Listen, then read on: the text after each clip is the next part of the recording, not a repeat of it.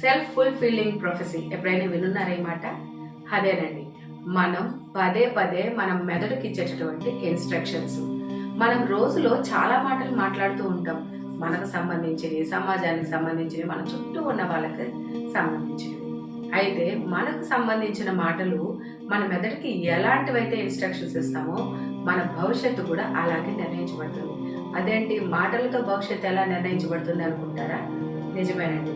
Self fulfilling ప్రొఫెసీ అంటే మన మెదడుకి మనకు సంబంధించిన మాటలు ఏవైతే ఇన్స్ట్రక్ట్ చేస్తామో అవే మెదడులో నాటబడి అలాంటి వాటికి సంబంధించిన ఆలోచనలే వస్తాయి, అలాంటి వాటికి సంబంధించినటువంటి కార్యాచరణ చేయాలి అనిపిస్తూ ఉంటుంది.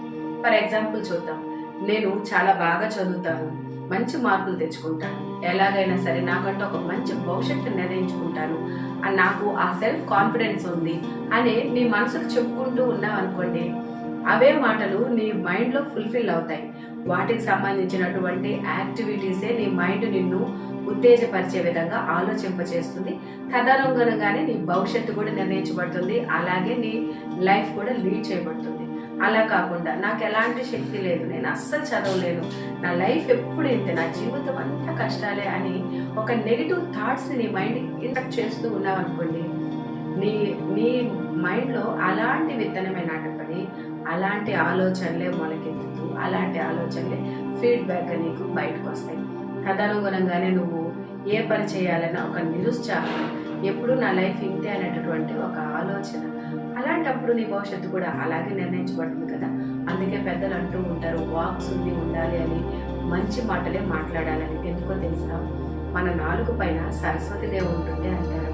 అందుకే మాట్లాడే మాట ఎప్పుడు స్వచ్ఛమైనదిగా, పాజిటివ్ ఎనర్జీని ఇచ్చేదిగా ఉండాలి. అలా కాకుండా నెగిటివ్ థాట్స్తో మాట్లాడుతూ ఉంటే మన మెదడు కూడా అలాంటి ఇన్స్ట్రక్షన్స్ ఇచ్చి మనల్ని నడిపిస్తూ ఉంటుంది. అందుకే positive mind finds positives in anything, but A negative mind finds negatives in everything అంటారు. కాబట్టి మనం పాజిటివ్ ఆలోచనతో ఉంటే మన మైండ్ కూడా అంతే యాక్టివ్గా పనిచేస్తూ ఉంటుంది. సో మీ మైండ్ని ఎలాంటి సెల్ఫ్ ఫుల్ఫిల్లింగ్ చేస్తున్నారో నాతో షేర్ చేసుకుంటారా?